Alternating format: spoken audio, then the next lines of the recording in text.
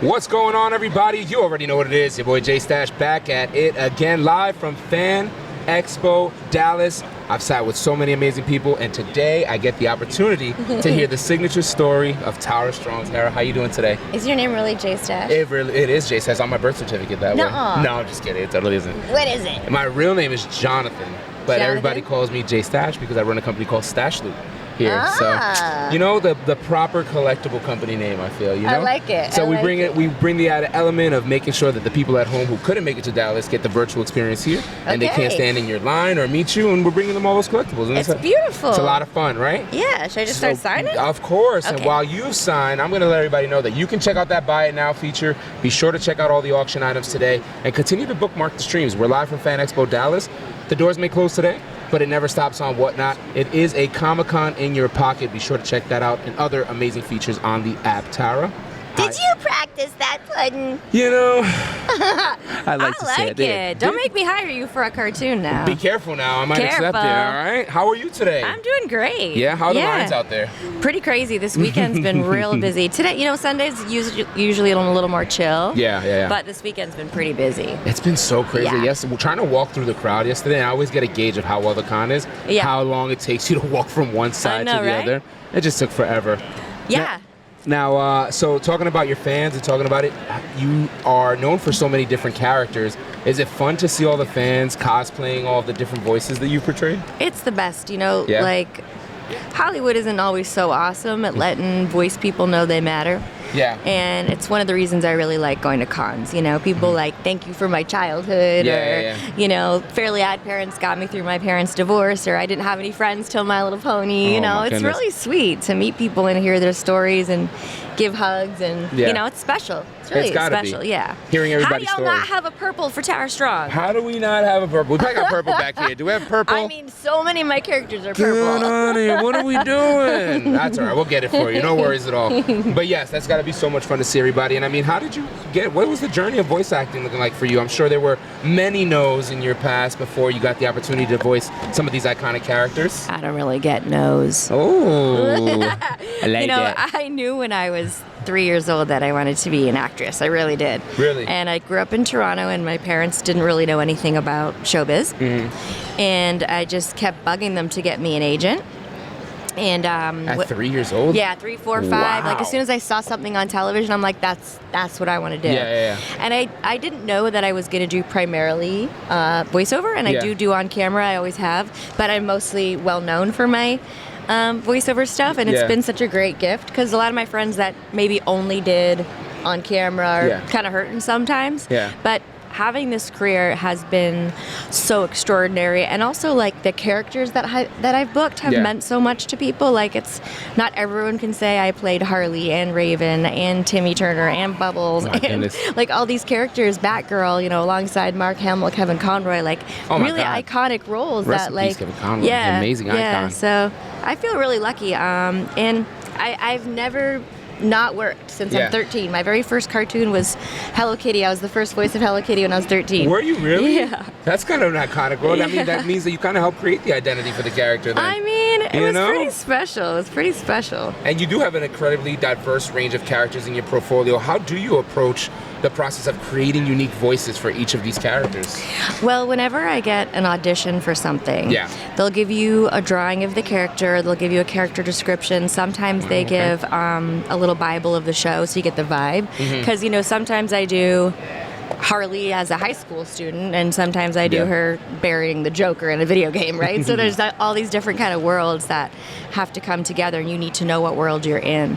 And you as the actor kind of have to try to figure out what that character would sound like doing whatever. And I sort of become them in the studio. Like, I really cried when the Joker died. Wow. And like I was like in there seeing everything, because when you're doing something on camera, you can see the action in front of you. But as the voice actor, you really have to be able to picture it in your mind to make it believable. That, and you also probably have to relay the emotion through your voice because nobody's getting those facial cues, right? Right. Like, a lot of times people will come at me with like a funny sounding voice and say, oh, I really want to do voiceover, and I'm like, have you ever had any acting experience? And they say no. And I'm like, that ain't it. You need to come from an acting background or else it's not going to translate. It's definitely helped amplify your career, you think, having the ability to have the experience from both? Oh, yeah, for sure. I mean, everything you do in the world of acting goes together to have the ability to have empathy for all kinds of different characters, and certainly in animation you get to play things that you could never play in real life. Like, I'm definitely not going to be a 10-year-old boy in real life. It's just not going to happen. This is like, between you and James Arnold Taylor today, it's just like I'm just reliving every bowl of cereal I sat in front of the TV with. I love that. I mean, it's just so many memories there. Okay, what was your favorite? Oh my goodness, I mean, Timmy Turner is definitely one of my favorites. I mean, Powerpuff Girl, how can I pick? How do I pick? That's what I'm saying. You know what I mean? Yeah. And so you talked about some of the challenges in, relaying the emotion. What other kind of challenges do you face? How do you overcome them?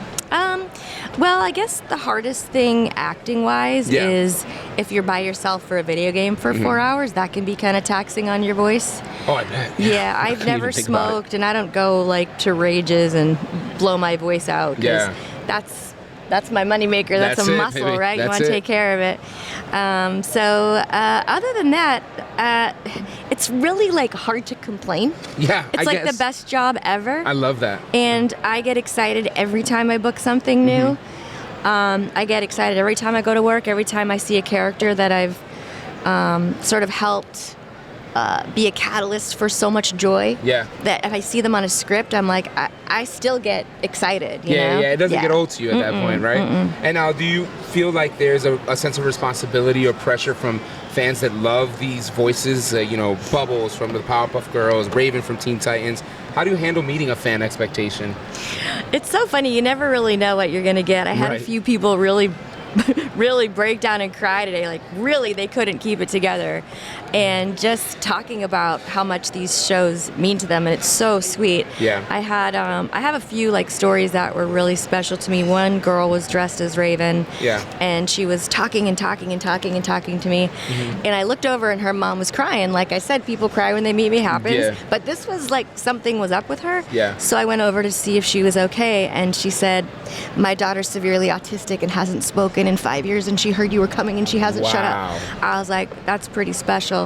That is very special. Yeah, and there was a kid in line for a Harley Quinn, and he was deaf.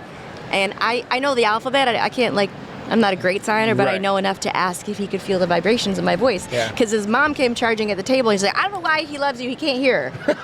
So I signed him. I'm like, "Can you feel the vibrations of my voice?" And he said yes. So I put his hand right here, and I'm like, "Hi, I'm putting," and he was like, and he started to cry, and then the whole line started to cry. It's got to be moments like that that doesn't make this old for you, right? Like, it's got to be a motivating part of it. Never old. Nah, I mean, coming to cons and meeting people is so amazing. I feel like it's this exchange of positive energy and love, and it's just the best. The passion that you have for it, though, when you speak about it right now is obviously the reason that so many fans resonate with you. So it's got to be a great experience on both ends. I love them. I love them. You know, and it's such a wide range of fans. It's young, old, people like, I grew up with you, thank you for my childhood, and now my kids are watching it, you know? Right.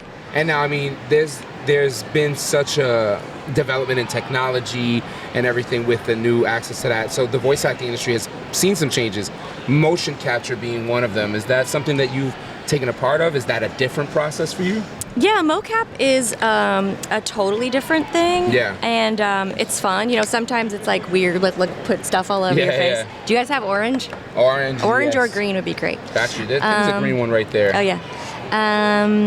Yeah, I mean, as technology changes, so does the industry for sure. Like when I first started, you know, we would have big storyboards. It would be all paper of what each scene looked like, and we would carry like big papers. Now that's all digital in front of us, saving some trees, so that's good.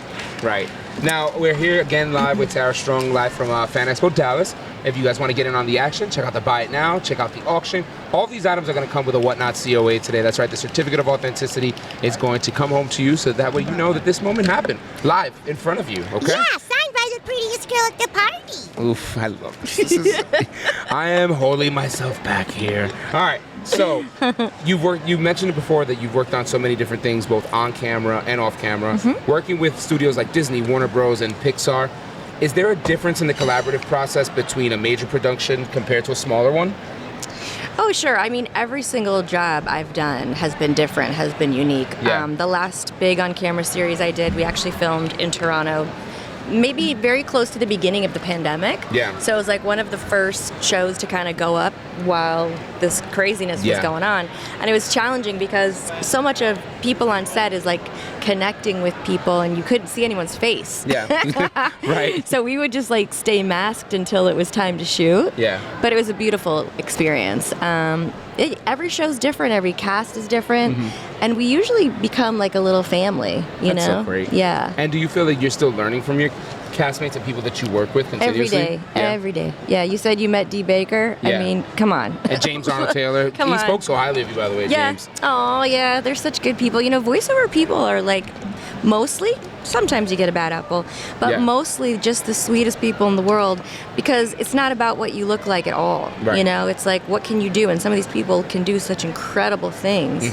And they know it too. They're grateful too that they get to touch all these lives. With such like a great career that you've had and collectibles being so strong and all the product that you have, do you collect yourself? Yeah. Is there a tarot wall at home? I love toys of me so much. Really? Yeah. That's gotta be so fun. I have a lot of stuff. I have stuff like since the beginning of my career, and I have old signed scripts. Really? Yeah, and like old call sheets That's and awesome. toys of stuff that no one would have. I have like from the original Teen Titans.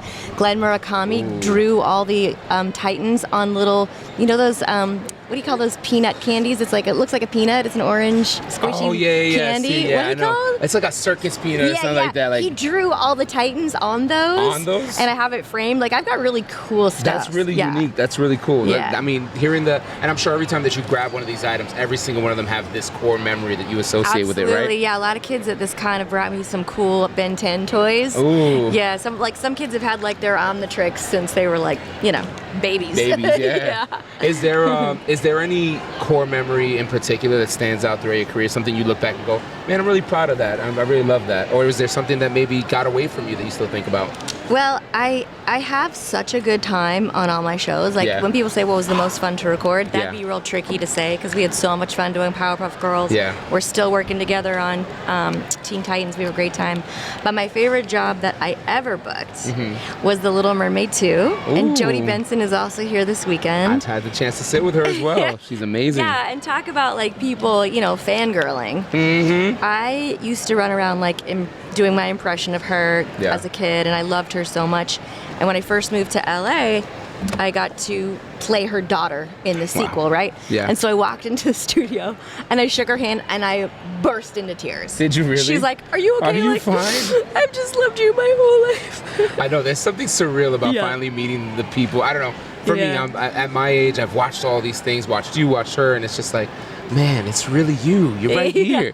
And a lot of people don't even get the chance to really put a face to the name. I mean, conventions and obviously the access to technology have changed that so much for you. Do you think that an aspect that's been added, like live streaming, has helped your fan base grow?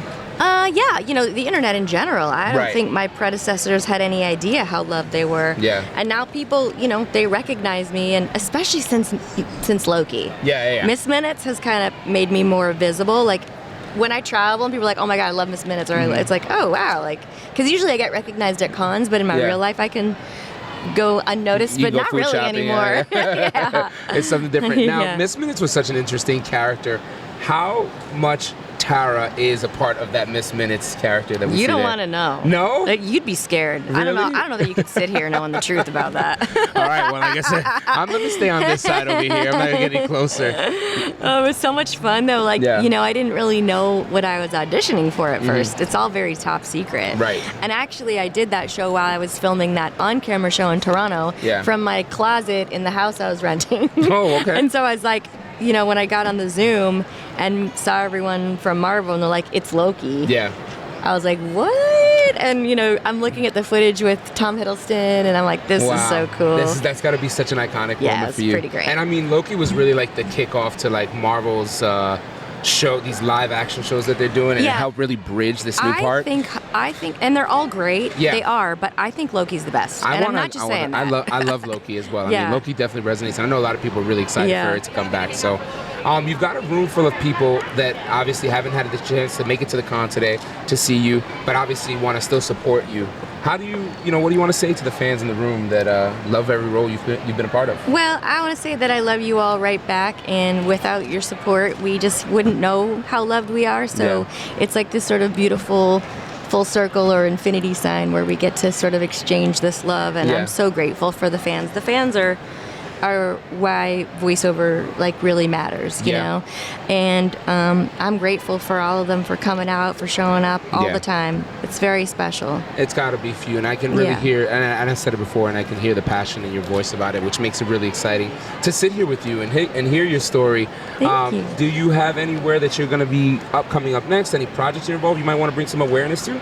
Well, I have so many cons this year. We signed on for quite a few. I think once COVID was done and people were like getting out again, I'm like, let's just get back out there. Love it. And so I'm going to Seattle next. Okay. I have a pretty full con schedule this year. Still working on the Suicide Squad game, speaking as I sign this Harley Quinn pop right now, and that's a really cool game. And I'm still doing Teen Titans. We record every Friday on Zoom together. It's pretty nice. Gabby's Dollhouse, which is a show for little kids. It's really sweet. I did not want to bring that up. My daughter loves Gabby's Dollhouse. Which character do you play on Gabby's Dollhouse? I play Mama Box and Kitty Fairy. Oh, okay. Yeah, that's like, that's really fun. I think it's the cutest show ever made. Like, I think Bubbles is the cutest character, but I think as a show, Gabby's is so cute. It is. I can't, it's like I turn it on and I just hear the melody, and then I can't stop saying meow, meow, meow for like 3 hours around the music is so good on that show. And she's such a great like a host for the kids. Like my daughter just interacts with her so well. So cute. It's got to be a lot of fun. So we're getting ready to wrap things up here, and we've talked about everything that you've got going on in your career. So I just wanted to take the time to thank you for coming out here live. I know you're super busy out there, but you taking the time today really meant a lot. So thank you so much. Thanks for having me. You're a great interviewer. Do you think so? Absolutely. Thank you. I really do appreciate that. Yeah, I'm surprised I didn't mess any of these up talking to you. You did not. You did absolutely amazing. Now, usually the way we do a quick sign off is I like to say that I'm Jay Sash and I'm sitting here with, and you'll do a range of whatever you want to do. Voices, sign off, however it is. You ready to do that? Okay, I'm ready. Sounds good. Where else but whatnot would we have had the opportunity to hear today's signature story? One full of passion and information that really gave us a lot of insight into today's guest. Signing off from Fan Expo Dallas, I'm Jay Stash. Hokey smokes, it's me, Rocky. Hey, y'all, don't hesitate to let us know how we're doing. I'm the prettiest girl at the party. Whatever, Azarath, Metrio, and Zinthos. I wish I get to meet you guys soon. Yeah, Puddins. I love it. Signing off. See you guys soon. Thank you so much again.